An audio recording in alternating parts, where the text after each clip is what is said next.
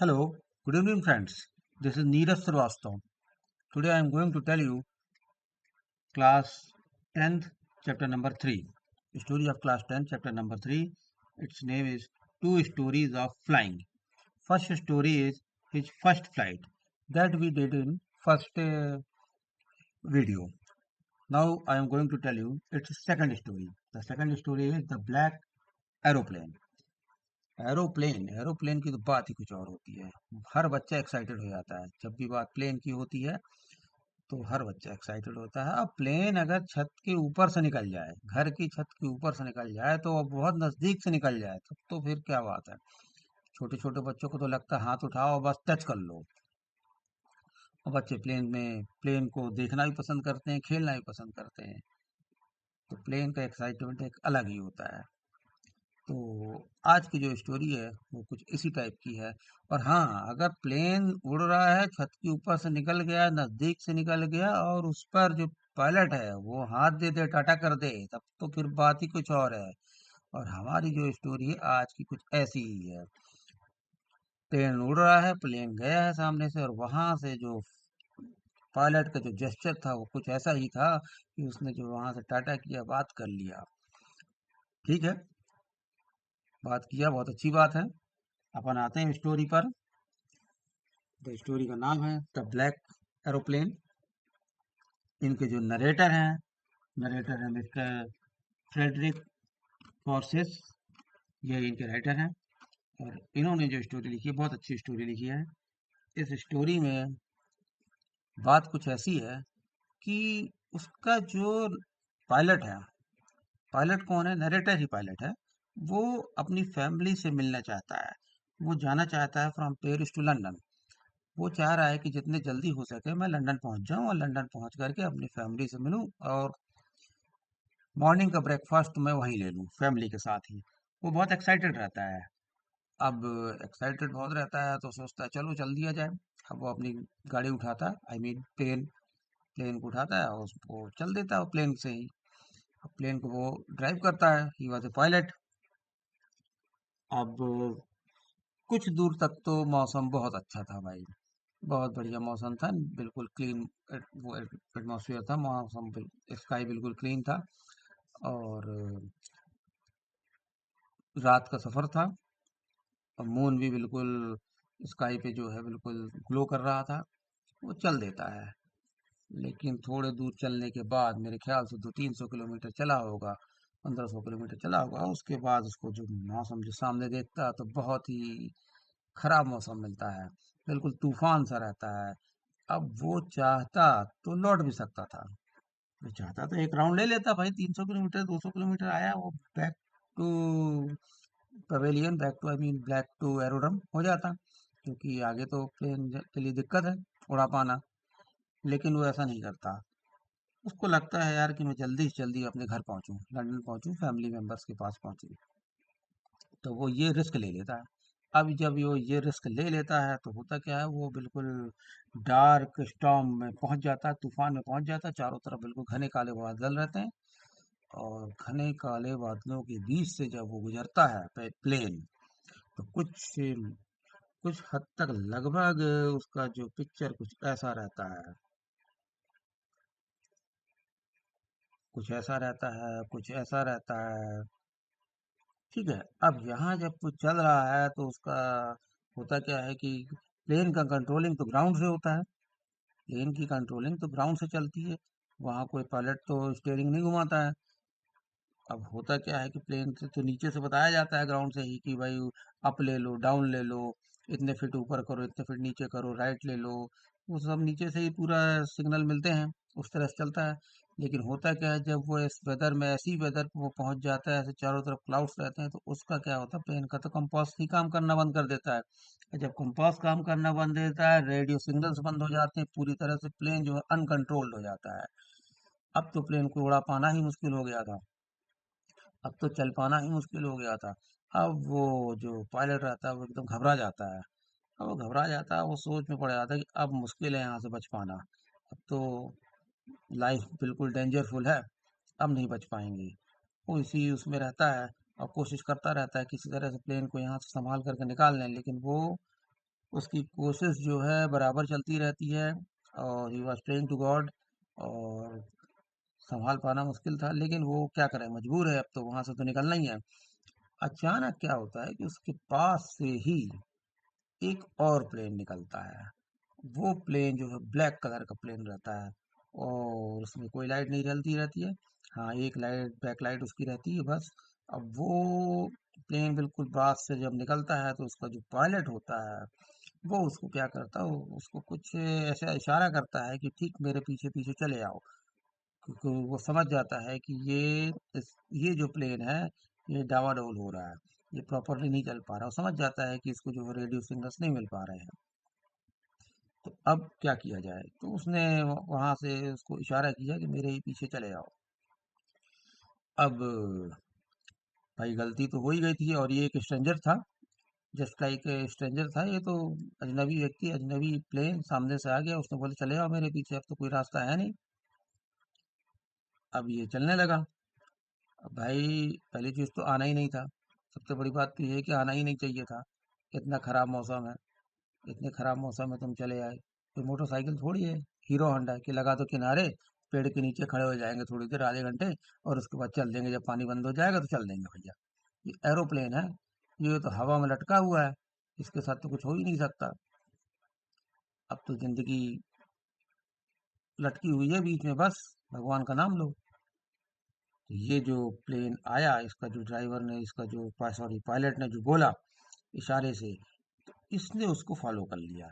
इसने सोचा बस अब इसको फॉलो करते हैं, और कुछ नहीं, कोई रास्ता नहीं है। इसने उसको फॉलो किया, फॉलो करते करते वो दोनों प्लेन्स बहुत आगे तक चले गए थे। उस जो क्लाउड का जो एक पूरा वो था, डेंजर पॉइंट था, उसको उन लोगों ने क्रॉस कर लिया था, और काफी आगे जा चुके थे, और उस डेंजर पॉइंट से निकल चुके थे, डेंजर जोन से निकल चुके थे। अब तो हुआ क्या कि आगे जाकर के उसने देखा कि एक एयर स्ट्रिप है। अब उसने देखा एक एयर स्ट्रिप आ गई है। उसने सोचा यहाँ लैंड कर लेना ज़्यादा अच्छा रहेगा, यहाँ आराम से लैंड हो सकता है। उसने इशारा भी किया उसको कि यहीं लैंड हो जाते हैं। उसने ठीक है, तो इस अपने नरेटर ने क्या किया, नरेटर भाई ने वहाँ पर प्लेन को लैंड कराया। प्लेन को जैसे ही लैंड कराया तो प्लेन लैंड हुआ। अब उसके बाद उसने देखा यार वो ब्लैक वाला एरोप्लेन कहाँ चला गया, ब्लैक एरोप्लेन तो कहीं दिख ही नहीं रहा है। तो तुरंत जो है कंट्रोल रूम की तरफ गया। वो क्योंकि वो तो भाई उसके लिए तो देवदूत था, उसका जो पायलट था, उसने सोचा उससे तो मिल लिया जाए, तुरंत ही मिलना चाहता था वो उससे, क्योंकि उसी ने तो उसकी लाइफ बचाई थी। तुरंत ही दौड़ते दौड़ते फिर वो गया उसके पास में। कहाँ गया, वो कंट्रोल रूम पे गया। कंट्रोल रूम में जाकर के पूछा भाई वो पायलट कहाँ है, मुझे उस पायलट से मिलना है। कौन सा पायलट भाई, कौन सा पायलट? उन्होंने कहा अरे वही पायलट जो ब्लैक एरोप्लेन लेके आया था, हमारे साथ ही साथ हम लोग आए हैं। बोला साथ? वो हंसने लगा। बोला भाई साहब, इस मौसम में कौन प्लेन उड़ा रहा है? कोई नहीं प्लेन उड़ा रहा है इस समय। सिर्फ स्काई में सिर्फ एक आपका ही प्लेन था, और कोई प्लेन नहीं था, कोई सिग्नल नहीं था, कहीं कुछ नहीं था, सिर्फ आपका ही मात्र एक प्लेन था। तो वो दोबारा पूछता, बोलता हाँ भाई सिर्फ आपका ही प्लेन था वहां पर। तो ही वॉज वेरी सरप्राइज, बहुत सरप्राइज हो जाता वो। बोलता अरे ये कैसे हो सकता है, ये तो एक मिस्ट्री बन गई, ये एक मिस्ट्री बन गई, ये तो एक सस्पेंस हो गया। कैसे हम, मतलब कैसे यहाँ से अब हम, ये क्या बोल रहा है, और हम तो खुद आए हैं प्लेन में साथ में, और ये कह रहा है कि कोई था ही नहीं वहां पर, और हमने तो देखा है कि उसने हमारी हेल्प करी है, और इनका कहना है कि वो प्लेन था ही नहीं। ये तो एक सस्पेंस बन गया। भाई वो प्लेन था कौन, तो आखिर कौन था भाई, आखिर था कौन वो? सोच में पड़ जाता है वो। अब ये खैर सोचने वाली बात है। आपको भी सोचना है कि आखिर वो कौन था, कहाँ से आया था, और कैसे उसने उसकी लाइफ को बचाई। ठीक है, मैंने एक इसकी एक समरी लिखी है, आइए थोड़ा सा उस समरी को रीड करते हैं। The black aeroplane summary, writer Frederick Forsyth. अब इस स्टोरी में देखिए क्या है, बहुत छोटी सी है ये, आपको पूरा सब कुछ इसमें कवर है, सब कुछ समझ में आएगा। Black aeroplane is about A night flight full of mystery and suspense.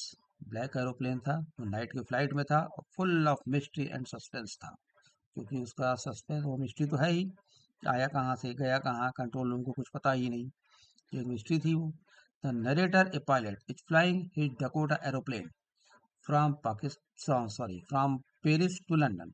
जो नरेटर जो था, he was a pilot, and he was flying his Dakota aeroplane from Paris to London. Dakota aeroplane में Dakota means Dakota तो वैसे हिंदी शब्द में बोला जाए तो जनरल में तो Dakota means friend. अब ये डकोटा एरोप्लेन की बात हो रही है 1930s 40s के बीच में जो प्लेन्स चला करते थे वो बहुत अच्छे प्लेन्स थे जो चला करते थे वो प्लेन्स को डकोटा एरोप्लेन्स बोला जाता है। तो ये आई थिंक उसी समय की स्टोरी है, राइटर ने लिखी होगी, इसलिए उसने इस वर्ड को यूज किया Dakota aeroplane. It is midnight and the sky is clear with a bright moon.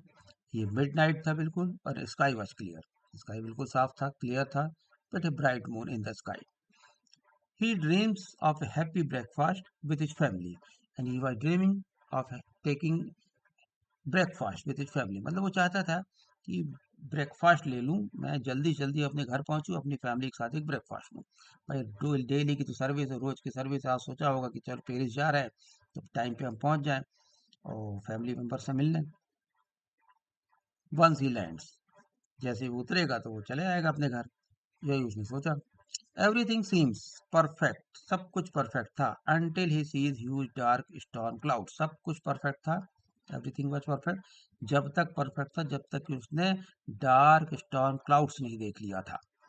Dark storm cloud mean वो जो बादलों का जो झुंड था एकदम ब्लैक कलर का, वो जब तक नहीं देखा था तब तक तो सब कुछ परफेक्ट था, लेकिन जैसे ही उसने देखा तब फिर मामला बिगड़ गया। अब जब प्लेन्स होते हैं ऐसी जब वेदर होती है तो जनरली वो कैंसिल हो जाती है, फ्लाइट्स कैंसिल हो जाती हैं, लेकिन इसने ऐसा नहीं किया। इसने चाहता तो लौट सकता था वहां से, आ जाता वापस, लेकिन उसने कहा नहीं, मुझे तो घर जाना है। आगे बढ़ गया अपनी मंजिल की तरफ। He knows it is dangerous, वो जानता था कि ये डेंजरस है, yet he feels eager to reach home quickly, लेकिन वो चाहता था नहीं, जल्दी जल्दी घर पहुंचना है। He decides to take the risk and flies straight into the storm। उसने डिसाइड कर लिया था कि चलो हो गया, रिस्क है, रिस्क ले लेंगे, लेकिन हाँ, अब वो and flies straight into the storm, वो स्टॉर्म में ही वो बिल्कुल चला गया। स्टॉर्म मीन्स वही झुंड जैसा बादलों का, उसके तूफान में वो पहुंच गया था। सोचा निकाल सकते हैं यहाँ से प्लेन, और तो कोई रास्ता था नहीं, प्लेन को तो वहीं से निकालना पड़ेगा भाई। ऐसा तो नहीं हो सकता कि हम दाएं से निकाल लें बाएं से निकाल लें, वो तो जो सिग्नल्स मिले बस वैसे ही चलना पड़ेगा। Inside the storm everything goes wrong. अब जब स्टॉर्म के बीच में वो चला गया, बादलों के झुंड के बीच में, वो ब्लैक बादलों के बीच में झुंड में चला गया, वहां तो सब कुछ जाकर सब गड़बड़ हो गया।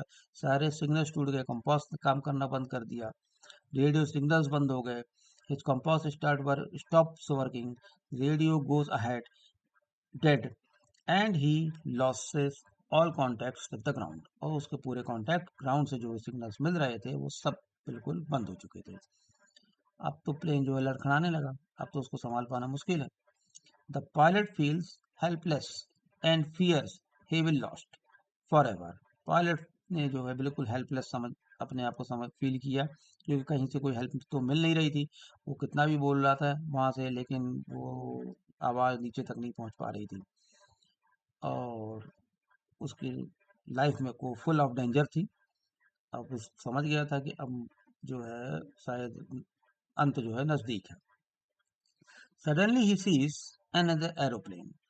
अचानक उसने एक दूसरा एरोप्लेन देखा, कंप्लीटली ब्लैक, और कंप्लीटली ब्लैक था, वो फुल ब्लैक कलर का था, विदाउट लाइट्स, उसमें कोई लाइट्स नहीं जल रही थी। It's pilot gesture him to follow. Pilot का जो जेस्चर था वो इस जेस्चर ने कहा उससे, पायलट जेस्चर, जेस्चर मीन्स उसके जो बॉडी लैंग्वेज थी, उससे उसको समझ में आया कि उस प्लेन का पायलट कह रहा है उससे कि मेरे पीछे पीछे चले जाओ। ट्रस्टिंग द स्ट्रेंजर, अब उसने स्ट्रेंजर के ऊपर थोड़ा ट्रस्ट किया, सोचा चलो अब कुछ नहीं तो इसी पर विश्वास करना पड़ेगा। और वो कह रहा है कि चलो चलते हैं इसी के पीछे पीछे, until they safely reach out of the danger। He flies behind through the storm for hour and hour until they safely reach out of danger। अब उसके पीछे पीछे चलता गया और फिर वो 1 घंटे 2 घंटे तो उसके बराबर पीछे ही चला फिर वो।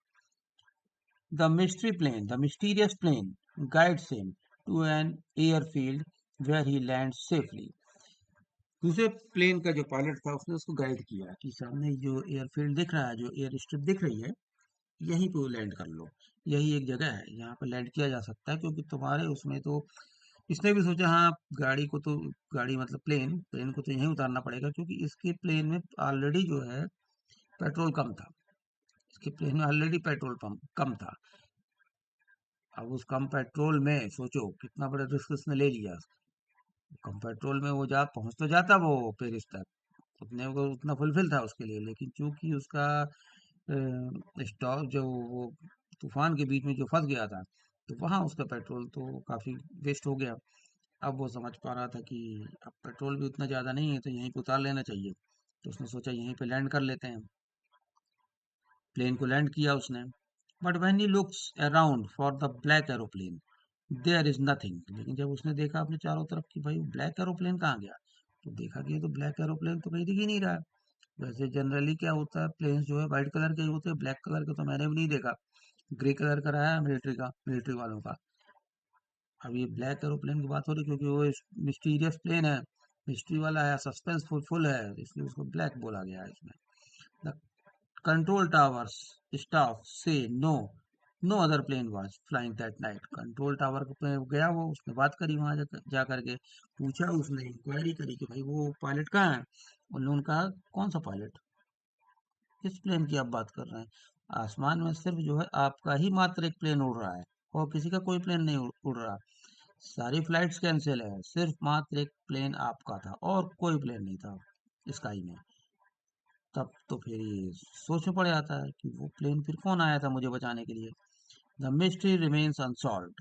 ये जो एक मिस्ट्री है, ये एक बिल्कुल अनसॉल्व है, बिल्कुल अभी तक ये इसका कोई सोल्यूशन को ढूंढ नहीं पाया कि आखिर प्लेन था कौन, आया कौन था। Giving the story A magical and thrilling touch. अब ये स्टोरी एक थ्रिलिंग टच है, एक मैजिक से हो गया उसके साथ में। अब मैजिक ये हो गया कि आखिर बचाने कौन आया था उसको। भगवान आए थे, कौन देवदूत आया था, आखिर वो आया कौन था बचाने के लिए। अब ये आपको समझना है, आपकी फीलिंग्स हैं। स्टोरी यहीं एंड होती है। अब आप समझो कौन आया था, कौन बचाया था आकर के। अब यहाँ आकर के आपको ही समझना है इस चीज को। तो स्टोरी हमारी एंड यहीं पर होती है। Thanks to all of you. Good night.